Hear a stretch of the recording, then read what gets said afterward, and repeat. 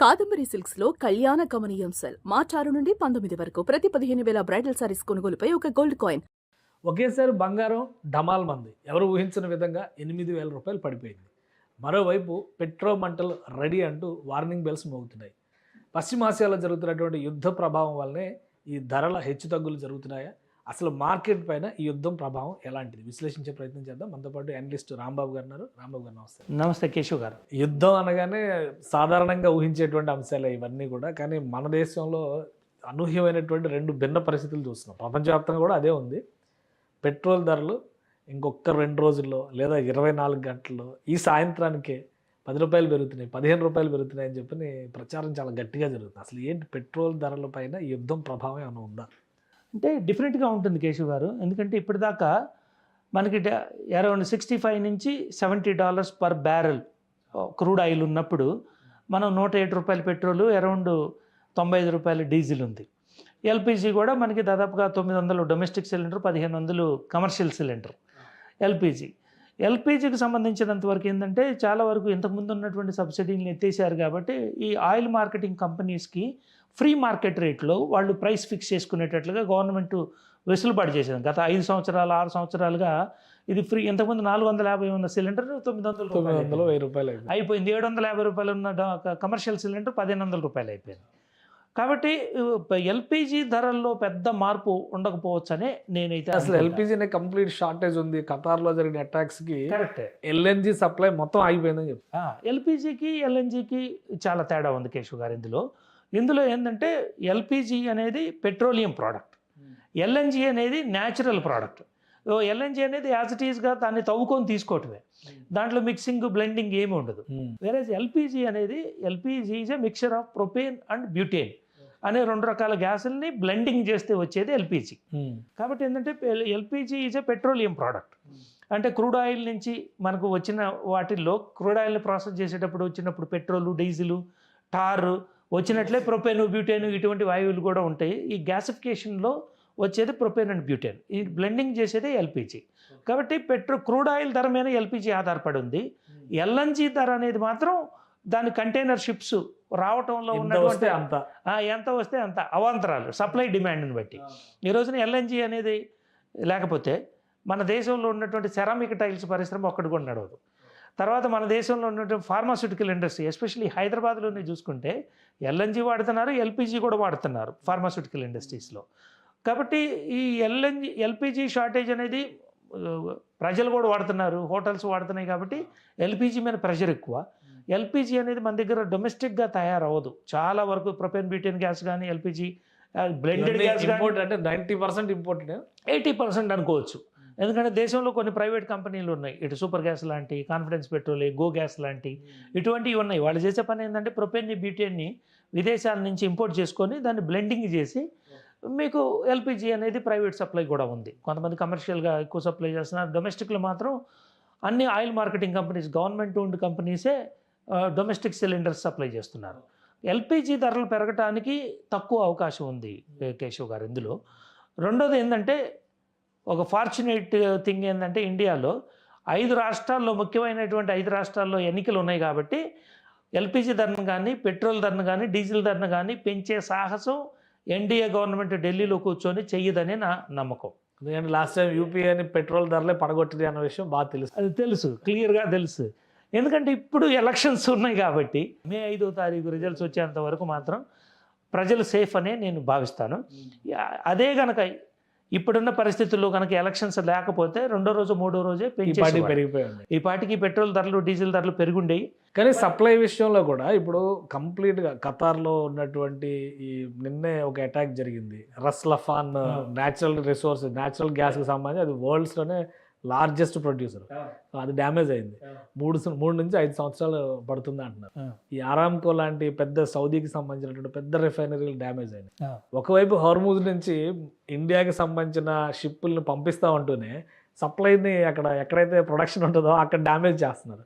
So మనకు ఖచ్చితంగా దాని ఎఫెక్ట్ పడుతుందా, లేదా ఆల్టర్నేటివ్ సోర్సెస్ ఏమైనా ఉన్నాయా? ఇంకా డెఫినెట్గా ఎఫెక్ట్ పడుతుంది. మనకే కాదు, ప్రపంచం మొత్తానికి పడుతుంది కేశవ్ గారు. ఇందులో ఏంటంటే దీంట్లో ఉన్నటువంటి బిగ్గెస్ట్ కల్ప్రిట్ ఇజ్రాయెల్ అని చెప్పుకోవచ్చు. ఎందుకంటే ఇరాన్లోని పెద్ద bar of oil gas field మీద ఇజ్రాయెల్ విమానాలు దాడి చేసి మొత్తాన్ని నాశనం చేయబట్టే దానికి రివెంజ్ తీసుకున్నట్లుగా వీళ్ళు ఖతార్లో మొత్తం అన్ని అక్కడ ఉన్న అన్ని వ్యవస్థలన్నీ- అక్కడ ఉన్నటువంటి మా గ్యాస్ ఇన్ఫ్రాస్ట్రక్చర్, మా పెట్రోలియం ఇన్ఫ్రాస్ట్రక్చర్ మీద, మా క్రూడ్ ఆయిల్ స్టేషన్స్ మీద, పంపింగ్ స్టేషన్స్ మీద మీరు దాడి చేస్తే వాళ్ళు కొలెటరల్ డ్యామేజ్ చేస్తారు, న్యాచురల్గా చేస్తారు. దీని అంతటికి కారణం ఇజ్రాయెల్నే మనం బ్లేమ్ చేయాలి.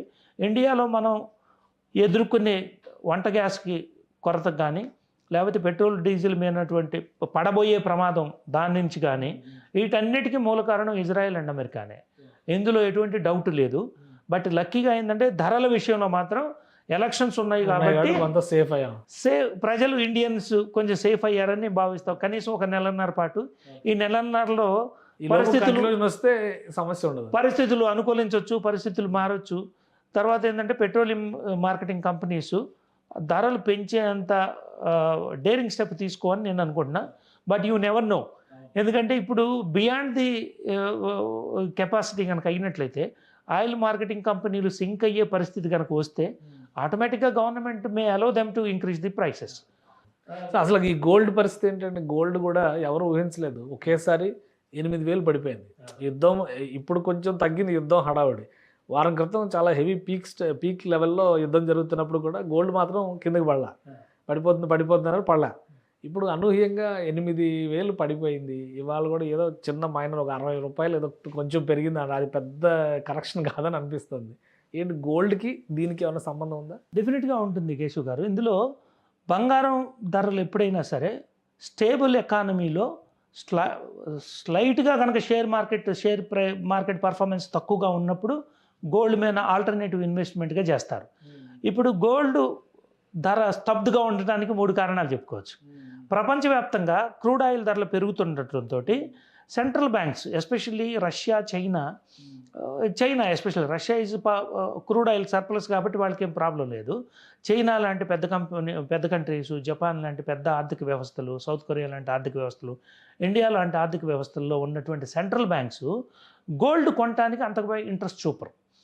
ఎందుకంటే డాలర్స్కి ప్రత్యామ్నాయంగా గోల్డ్ రిజర్వ్స్ పెంచుకుంటుంది చైనా కొన్ని సంవత్సరాలుగా. ప్రత్యామ్నాయంగా డాలర్ని అంత బలపడనేయకూడదు, మనం బంగారం నిల్వల్లోనే ఫారిన్ రిజర్వ్స్ ఉండాలనే ఉద్దేశంతో చైనా ఓపెన్ మార్కెట్లో గోల్డ్ కొనకపోవడం అనేది ఒక ఎత్తు అయితే, రెండోది ఇండియన్ సెంట్రల్ బ్యాంక్ కూడా గోల్డ్ కొంటలేదు. లేకపోతే 8 టన్నుల నుంచి 10 టన్నులు ప్రతి ఏటా రిజర్వ్ బ్యాంక్ ఆఫ్ ఇండియా కొంటుంది. అంటే ప్రపంచవ్యాప్తంగా పెద్ద ఎకానమీస్, పెద్ద సెంట్రల్ బ్యాంక్స్ గోల్డ్ కొనడానికి అంత ఆసక్తి చూపవు. ఎందుకంటే ఇప్పుడు వచ్చే ఇన్ఫ్లేషన్, క్రూడ్ ఆయిల్ ధర పెరిగితే ప్రపంచవ్యాప్తంగా దాన్ని అంటే ప్రభావం ఉంటుంది, ఎకానమీలో ప్రతి సప్లై చైన్ని ఎఫెక్ట్ చేస్తుంది అది. కాబట్టి గోల్డ్ మీద పెట్టడానికి any central bank, any country కూడా ఇంట్రెస్ట్ చూపకపోవడం అనేది రెండో కారణం. మూడో కారణం ఏంటంటే దుబాయ్లో ఉన్నటువంటి అనిశ్చితి. దుబాయ్లో ప్రతిరోజు కూడా 20 నుంచి 25 టన్నుల గోల్డ్ ట్రేడ్ అవుతుంది అక్కడ. ఆఫ్రికా నుంచి వచ్చే గోల్డ్ కానీ, యూరోప్ నుంచి వచ్చే గోల్డ్ కానీ, ఇక్కడ ట్రేడింగ్ యాక్టివిటీ అనేది ఆగిపోవటం వల్ల, దుబాయ్లో గోల్డ్ ట్రేడింగ్ యాక్టివిటీ ఆగిపోవటం వలన కూడా గోల్డ్ ప్రైసులు తగ్గటానికి లేకపోతే స్తబ్దుగా ఉండటానికి ఒక కారణం. అంతే తప్ప ప్రజల్లో రీటైల్ మార్కెట్లో డిమాండ్ తగ్గిందనో లేకపోతే ఇవన్నీ కారణాలు కాదు. కానీ ఈ ట్రెండ్ యుద్ధం ఉన్నన్ని రోజులు కొనసాగే అవకాశం ఉంటుంది, బియాండ్ దట్ కూడా కొనసాగవచ్చు. ఎందుకంటే ఇప్పుడు ఈ రోజున మనం క్రూడ్ ఆయిల్ నిన్న $118 పర్ బ్యారెల్ అయింది. ఈ రోజున ఒక $3 తగ్గినట్టుగా మనకి ఇండికేషన్స్ వస్తుంది. ఈ రోజు 2 నెలలు, ఇంకో ఈ నెలాఖరికి యుద్ధం జరిగితే ఏప్రిల్ ఎండింగ్ వరకు జరిగితే $180 వెళ్ళిపోద్ది అంటున్నారు. అంటే ఇరాన్ యొక్క ఉద్దేశం ఏంటంటే దాన్ని $180 నుంచి $200 తీసుకెళ్తే ప్రపంచ ఆర్థిక వ్యవస్థ మొత్తం కూడా ట్రంప్ అండ్ నెతన్యాహు మీద ప్రెజర్ పెట్టి వాళ్ళని ఒక దోషులుగా చిత్రీకరించే ఒక సాఫ్ట్ వార్ఫేర్ స్ట్రాటజీ అన్నమాట ఇది. అంటే డొనాల్డ్ ట్రంప్ని, బెంజమిన్ నెతన్యాహుని ఒక విలన్స్గా చిత్రీకరించే ఒక ఎత్తుగడ ఇరాన్ వేస్తుంది. అంటే యుద్ధ క్షేత్రంలోనే కాదు, బయట కూడా ఒక సాఫ్ట్ వార్ఫేర్ స్ట్రాటజీ అన్నమాట ఇది. అట్లా జరగడానికి కూడా ఛాన్స్ ఉంది. బట్ అంత జరుగుతుందని నేనైతే అనుకోను. కాకపోతే ఇప్పుడు 3 సంవత్సరాలు 4 సంవత్సరాలు పట్టట ఆయిల్ ఫీల్డ్స్ కానీ గ్యాస్ ఫీల్డ్ని డెవలప్ చేసి దాన్ని నార్మల్ రెగ్యులర్గా తీసుకురావడం చాలా కష్టం. అదే ఆయిల్ ఫీల్డ్ని నార్మలైజ్ చేయడానికి ఒక 3 సంవత్సరాల్లో మనకి అవి నార్మల్ ఆపరేషన్స్కి రావడానికి ఛాన్స్ ఉంది. మీరు కనుక చూస్తే కేశవ్ గారు గుర్తున్నట్లయితే మీకు 91లో సద్దాం హుస్సేన్ కువైట్ మీద దాడి చేసినప్పుడు ఈ అమెరికన్ అప్పుడు జార్జ్ బుష్ సీనియర్ ఒక 30 దేశాల కోయలేషన్ కలుపుకొని ఇరాకీ సైనికులను మొత్తాన్ని కూడా తరివేశారు కువైట్ నుంచి. ఆ తరివేసిన క్షణంలో ఇరాక్ వాళ్ళు వదిలిపెట్టి వెళ్తూ ఇరాక్ కువైట్ని వదిలిపెట్టి వెళ్తూ అక్కడ ఉన్నటువంటి ఆయిల్ వెల్స్ మొత్తానికి నిప్పంటించి వెళ్ళారు. ఆ మంటలు చల్లారడానికి 91 నుంచి 96 దాకా కువైట్ స్ట్రగుల్ చేస్తూనే ఉంది. అంటే 5 సంవత్సరాలు ఆ మంటలు చల్లారలేదు. కాబట్టి ఇప్పుడు ఆయిల్ ఫీల్డ్స్ కానీ గ్యాస్ ఫీల్డ్స్ కానీ డ్యామేజ్ అయినాయి కదా. ఈ డ్యామేజ్ అయినాయి 3 సంవత్సరాల నుంచి 5 సంవత్సరాలు పట్టొచ్చు. కాబట్టి ఇప్పుడు రాబోయే అంటే యుద్ధం ఒక నెలలో ఆగిపోయింది అనుకున్నా కూడా నెక్స్ట్ 6 months వరకు మాత్రం $100 అబోవ్నే ఈ క్రూడ్ ఆయిల్ ధర ఉంటుందనేది మాత్రం అది గ్యారెంటీ. క్రూడ్ ఆయిల్ కంటిన్యూ అయితే మార్కెట్ అంతా కూడా దానికి చైన్ రియాక్షన్ ఉంటుంది. దాని అనుకూలంగానే, ఎందుకంటే ప్రపంచం మొత్తంలో ఆర్థిక వ్యవస్థలు అన్నీ కూడా క్రూడ్ ఆయిల్ ధర పెరగబెట్టి వచ్చే ఇన్ఫ్లేషన్ తట్టుకోవడానికి ఇప్పటి నుంచే స్ట్రాటజీలు తయారు చేస్తున్నారు. కానీ గ్లోబలైజేషన్ అని అన్ని దేశాలను ఇంత కలిపారు కదా. ఇంత జరుగుతుంటే ప్రపంచ స్థాయి ఆర్గనైజేషన్స్ UN లాంటివి ఎందుకు ఇన్వాల్వ్ అవ్వట్లేదు, ఎక్కడ పరిష్కారం ఎందుకు తేవట్లేదు అని ఒక ఆవేదన అయితే కనిపిస్తుంది. కరెక్ట్. ఎందుకంటే యుఎన్లో యునైటెడ్ నేషన్స్లో లీడ్ తీసుకునే ఒక పెద్ద లీడరే కరువు అయిపోయాడు. ఈ రోజున ప్రపంచానికి కావాల్సింది ఏంటంటే ఒక స్టేట్స్మన్, ఒక నెల్సన్ మండేలా అంటే ఒక స్టేట్స్మన్ను. అటువంటి స్టేట్స్మెన్ కొరవడ్డారు ఈ రోజున.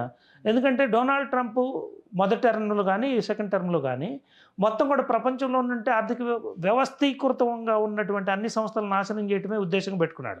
ఫస్ట్ క్లైమేట్ కంట్రోల్ COPని నుంచి బయటకు వచ్చింది.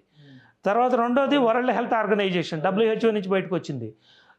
ఇటువంటి పరిస్థితుల్లో United nations head quarters New York నుంచి అసలు యూరోప్కి షిఫ్ట్ చేయడం బెటర్ అనేది నా ఉద్దేశం.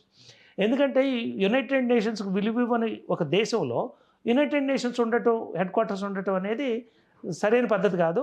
ఇది అమెరికాకి చెప్పే గుణపాఠంగా మనం యునైటెడ్ నేషన్స్ హెడ్ క్వార్టర్స్ని అమెరికా నుంచి యూరోప్కో లేకపోతే ఏషియాకో షిఫ్ట్ చేస్తే తప్ప ఐక్యరాజ్య సమితి అనేది దాని ఉనికిని అనేది కాపాడుకోలేదు. అటువంటి రోజు వస్తుందని మనం ఆశిద్దాం. ప్రపంచంలో అందరికీ కూడా ఉపయోగంగా ఉంటుంది. థ్యాంక్ యూ రాంబాబు గారు విశ్లేషణ అందించినందుకు. ఇది యుద్ధ పరిస్థితుల వలన పెట్రోల్ ధరలు పెరగడానికి అవకాశాలు అయితే ఉన్నాయి. కానీ ప్రస్తుతం భారతదేశంలో ఎలక్షన్స్ ఉన్నటువంటి నేపథ్యంలో ఆ నిర్ణయం తీసుకునే దిశగా ప్రభుత్వాలు అడుగులు వేసే పరిస్థితి లేదని రాంబాబు గారు విశ్లేషిస్తున్నారు. ఇక ప్రతి అంశానికి కూడా ఒక పరిష్కారం ఉంటుంది. అంతర్జాతీయ సంస్థల ఉనికినే ప్రమాదకరంగా మార్చేసినటువంటి అమెరికాని వీడి ఐక్యరాజ్య సమితి బయటకు వస్తే మానవాళికి మరింత మేలు జరుగుతుందని రాంబాబు గారు విశ్లేషిస్తున్నారు. ఇది స్పెషల్ డిస్కషన్. Keep watching.